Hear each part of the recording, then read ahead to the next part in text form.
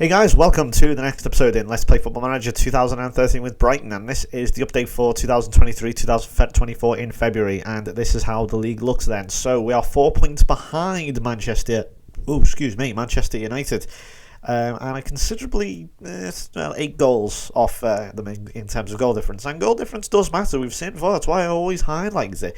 It's because it does matter, and we have lost titles before, or at least I have, lost titles purely on goal difference. Remember, I think it was the Liverpool one again. I think Chelsea. Yeah, the only time Chelsea ever beat me to a title was when they won it literally on goal difference. I couldn't fucking believe it, but yeah, that's why I bring it up.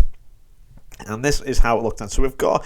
It looks like we're getting an established top 5 now. I think it was the way there was a sort of top 6, a big 6 on FM12. Looks like we're getting a big 5 now. I don't want to discount West Brom yet, but they do. Generally, we do see like a split around about this time. So as the games go on and the more games there are and the competitions get more fierce and so on, we do generally see a split from Liverpool or whoever's in 5th there. Like points will start drifting away. You can tell it in goal difference as well. But West Brom are hanging on in there. City, weirdly, don't really... There's always one team that falls out. Like this sort of top 6 you would expect of United, Brighton, Arsenal, Chelsea, Liverpool and City. There's always one team that fell away. Like this season we've got City there in 7th. It's still not a million miles away. I mean, admittedly, there'd only be a point. Well, yeah, there'd only be a point behind Liverpool, but there's always sort of, why aren't they up there? Why aren't they level with Liverpool? Or why aren't they, doing better? And there's always sort of one team that not necessarily does worse, but worse than what we expect of them, if you know what I mean. I think it's just West Brom being ahead of City right there does make it look a bit weird. Again, Tottenham not firing, strange. I don't know why Tottenham, they were struggling. They were bottom at one point, but I think they had like 3 games in hand, so that was kind of unfair. And yeah, 4 draws for us, so not perfect as you can see. We're a very open season. I think it's very open. So we'll go over the transfers first. How have we done? So no transfers out, or in terms of money anyway. We've let a few players go, such as Maglioni go to Nancy. Didn't rate him. He was getting on a bit. He was getting on a bit for what I thought he was. I thought he was only like 25, but I thought he was like 18. I really was like, well, when did this come from? He's aged very quickly. I let Timo Werner go free. That was a fail. I don't know why I bought him. I played him one game and he was shit, and I was like, in fact, you know what? I don't want him at all. I've let Rikishi go on loan, and the rest were loan or free agent releases. So players in then. I've only spent £9.5 million again. I just want to tinker with the team, just add 1 or 2 players. Don't add loads. Replace the ones going out. Replace the ones. Bring the ones coming in. Older players, update them with newer ones, slightly younger. So we know about Rikishi. If you watch the last video, he's a young French defensive mid who has 3-star potential. He's 18 now, obviously. Now, this was one player. This was very, very, very interesting because I bought this lad in. This is Marcus Stark. He's a Swiss regen, and I bought him in initially just as like a backup player, just as an option.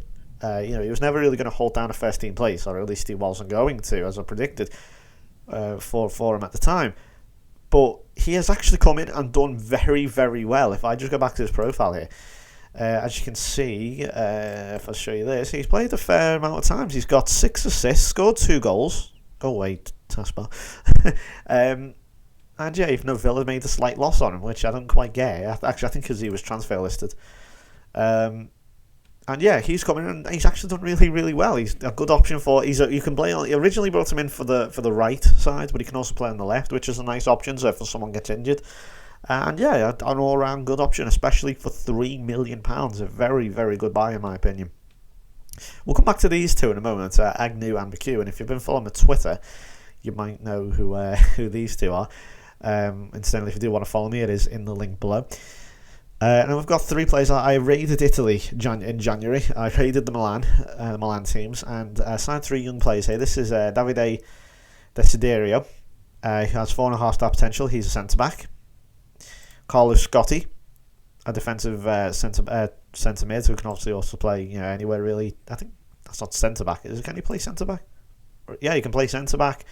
and he can play centre mid and DMC, so that's a really good option. What was he? He was 4-star star, I think. Yeah, 2.5-star. Well, he's gone down considerably. He was well better than that before. I think as I sent him on loan to Burton, I think that goes down a bit. And 3.5-star here for Gianluigi Danini, who is an attacking playmaker in centre mid. So these are decent options again. You take a bit of risks on these young players and see what happens. You never know. You might find a good player in one of them. If one of these players comes good, then I've done my job, I suppose. That's the beauty of this. You spend a little bit of money, £1 million on these players, and you know what, they might be worth £6 million in a few years if you play your cards right. Who knows? Anyway. Now, the reason I bought these two players, I don't usually buy young England players from likes of Chelsea and Liverpool in England, because they're either really, really good and they've already been snapped up professionally by their parent club. So, by the time they hit 16, the moment they hit 16, bam, professional contract.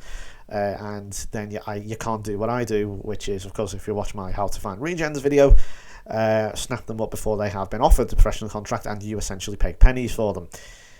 And obviously then you can't really buy them unless you offer them like £10 million, which, let's be honest here, no young player is worth £10 million. Not even, unless you've cheated and played ahead and this kid is going to be good, then that doesn't count. Anyway, so what's so special about these? I'm just going to let you show them for a second. I mean, he's 2.5-star. He's not bad.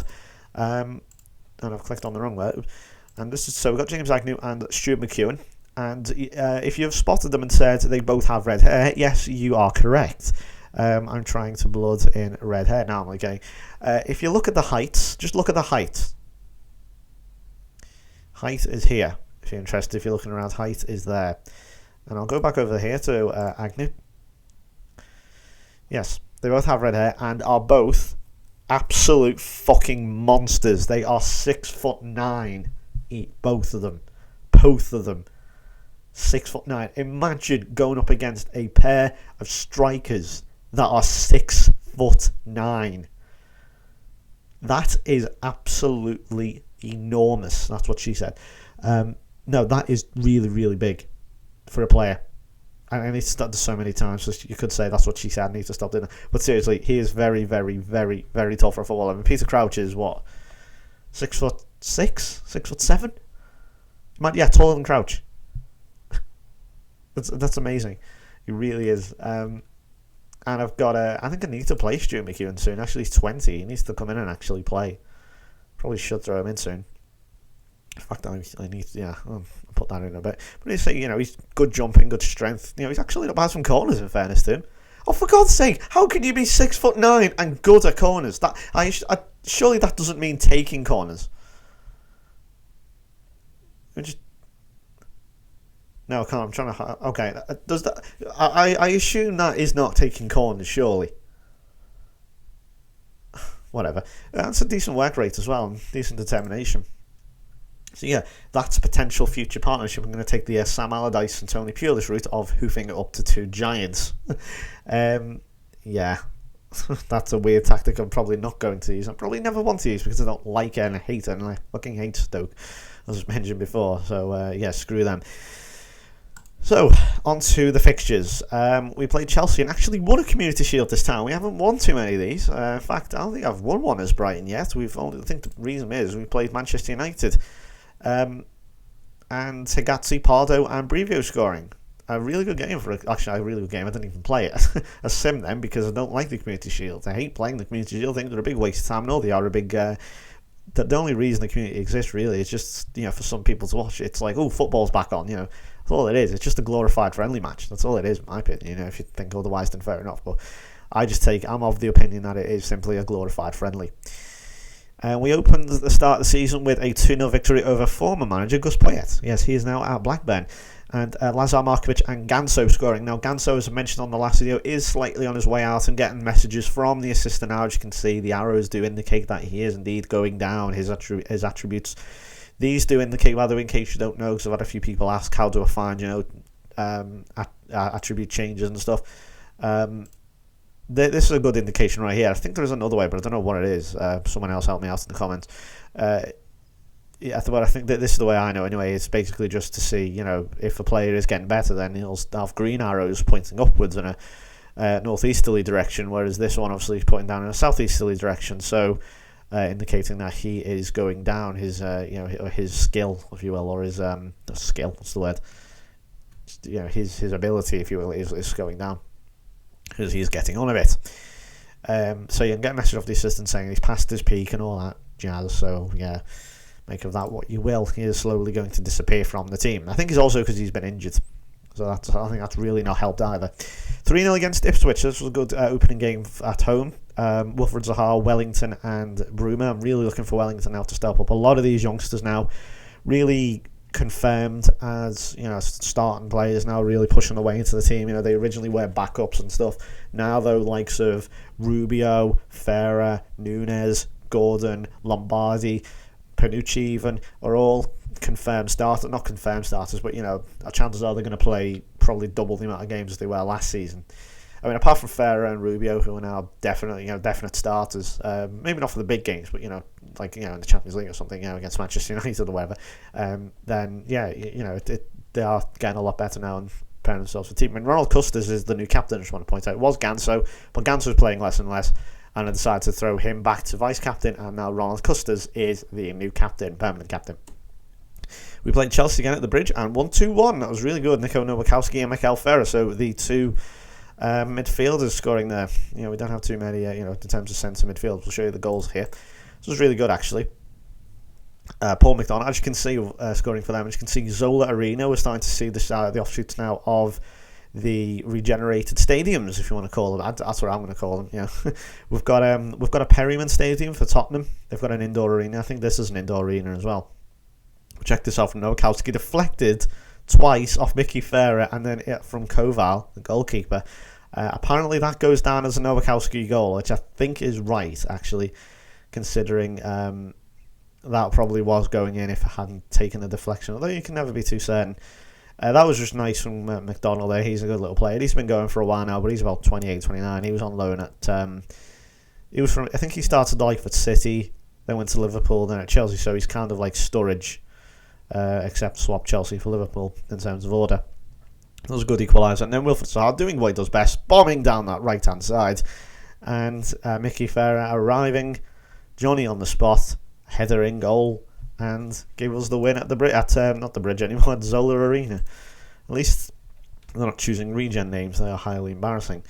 Huddersfield, we went to Huddersfield at Leo Camerota. So we're starting to see now, as I say, the youngsters really come through and make a name for themselves. Mohamed Atalay getting their late winner. I'll show you this goal real quick.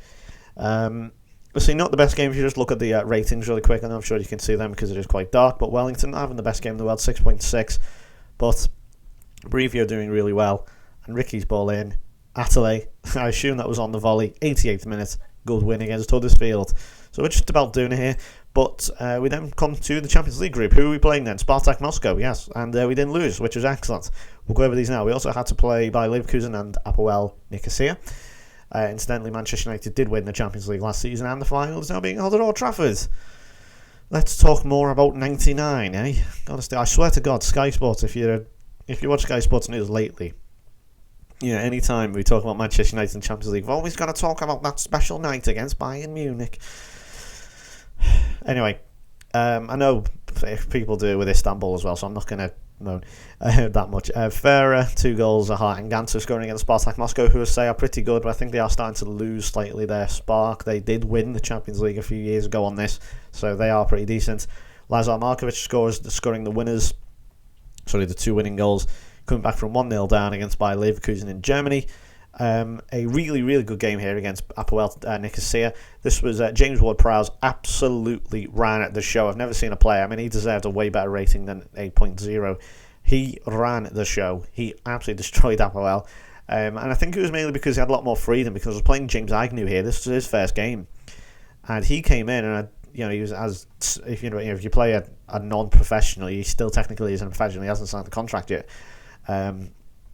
If you bring in a 16-year-old into a game and he's like, you don't know what to do, you sort of get the ball and they move forward very, very timidly. And they're no good, to be honest, not very good. But he got a few decent flick-ons, and Ward-Prowse essentially acted as an attacking midfielder, inside forward, and the centre forward, because Agnew was nowhere. He really didn't know what to do, Agnew. So, yeah, he got lost. But the 2 youngsters, Rubio and Gordon, scoring the winners against the Greeks here. And then a really good game against Spartak Moscow, 3-3. Keane Kenny getting a hat-trick.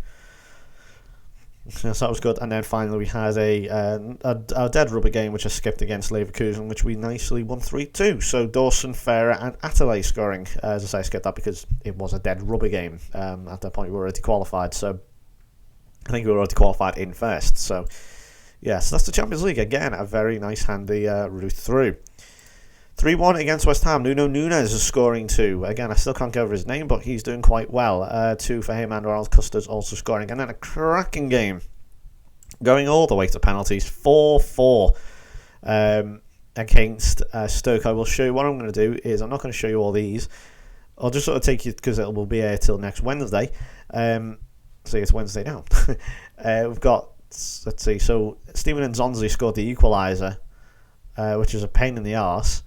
To send us through to extra time, and then I thought they had actually won it, and then Brevio got the equaliser at 120th minute, and later on Nzondi would miss a penalty, and I think it was like, God, what's that, 8-7?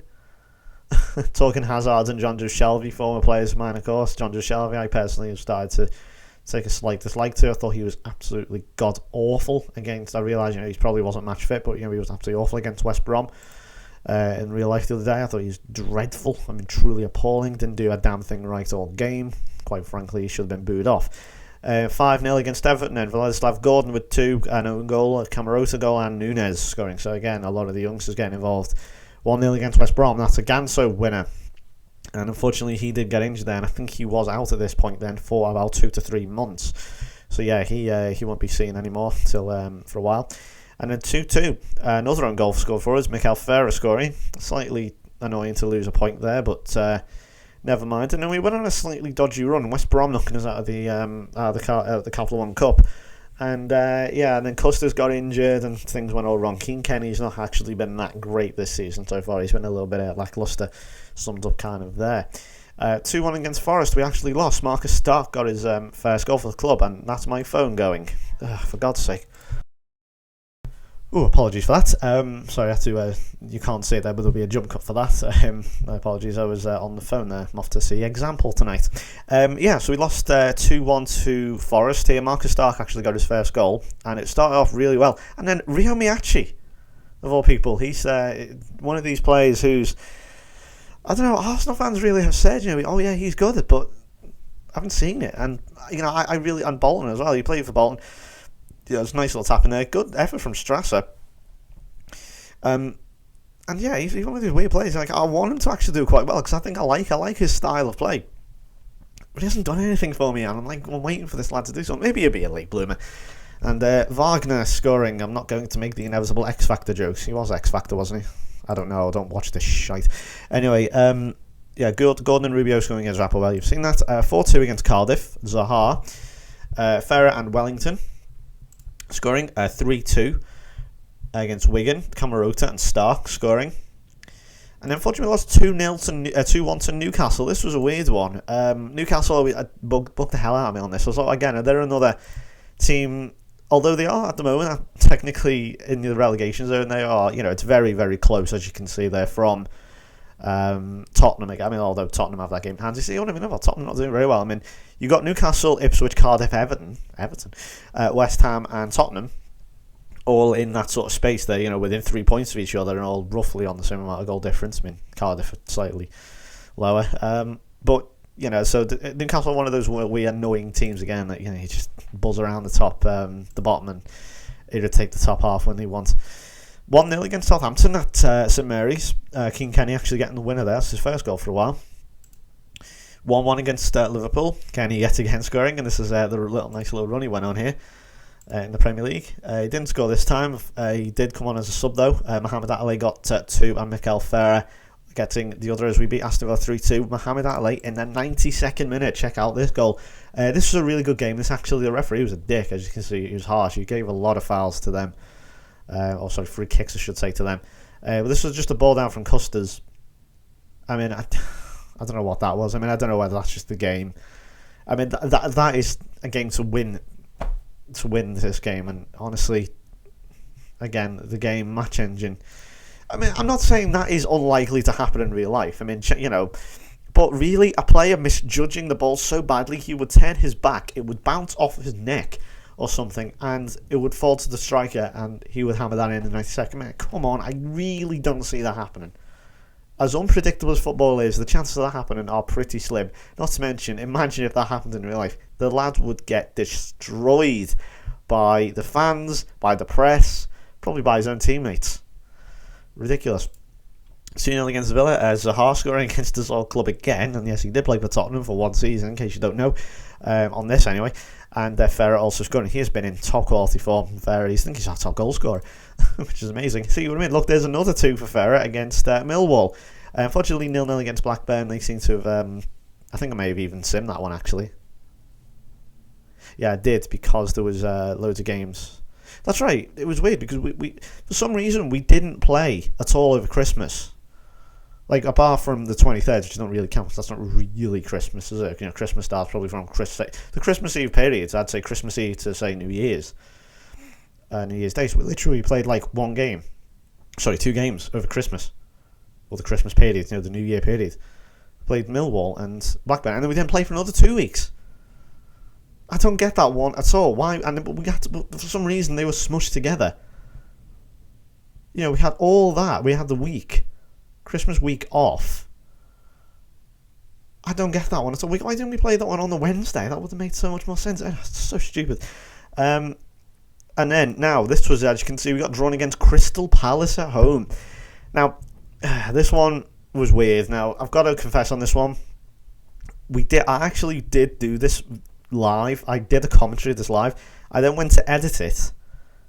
And as I was editing it, the whole thing crashed. And I know it might sound like I'm making this up, whatever. Choose what you want to believe. Look, I'm telling the truth, and if you don't agree with me, then fuck off.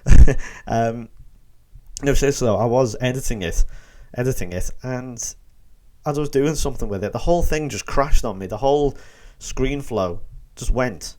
And I couldn't do anything with it, so I had to force quit. And I was hoping, it made it was come into recovery mode, or it'd do a backup or something, and nothing. There was no backup of it.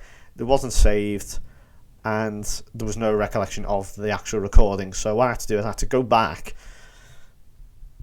and I didn't really want to do it again. So I thought, sorry, it's only fair. So I just simmed this, and this is what happened. Because I thought it's only fair, because I think I picked the same team, but I just simmed it because I didn't want to waste my time doing it again, because I want to get the videos out. But yeah, really disappointing, to be honest, with that. The software let me down there. So yeah, so that was a live commentary I wanted to do, because it's Crystal Palace versus Brighton. It's a big game, for these two. And I thought, this is, I've been saying I was going to do live commentaries. I haven't really done too many recently. So yeah, that's annoying. So sorry about that, but shit happens. Anyway, Markovic, Kenny, and Campos scoring. Although they did take the lead there through Paul Riley, and yes, Charlie Austin is playing for them. He's 34. 1-1 against Chelsea. Mikel Ferrer scoring again. 4-1 against Ipswich. Keane Kenny scoring a hat-trick, so he's somewhat back in form now. And then we played Hereford. I played a very young team here, and James Agnew got his first goal. He is now actually our youngest ever goal scorer. That's in the 10th minute. There was a horrible day for them. They got 2 injuries, and not a lot of luck. So yeah, this is it here. So Markovic, I think, was scored already, and he just tore apart this player down the right-hand side. And there's Agnew's header. I know it looks like it was Gordon's, but James Agnew became our youngest ever goal scorer, 16 years old and 100-something days. And a really nice header from him, 8.1, so he's doing really well. Good stuff for him. And we lost 2-1, believe it or not, to the televised game, West Ham. I'm not even going to go over that one, that was so shit. Kenny and an own goal gave us the victory against Everton. So that was a bit of revenge for last season. Richie Delat scoring an own goal, which I will show you now. I just hope it's not the... I can't actually remember it again, since... actually, I'm trying to remember what it was, because there's a few own goals here.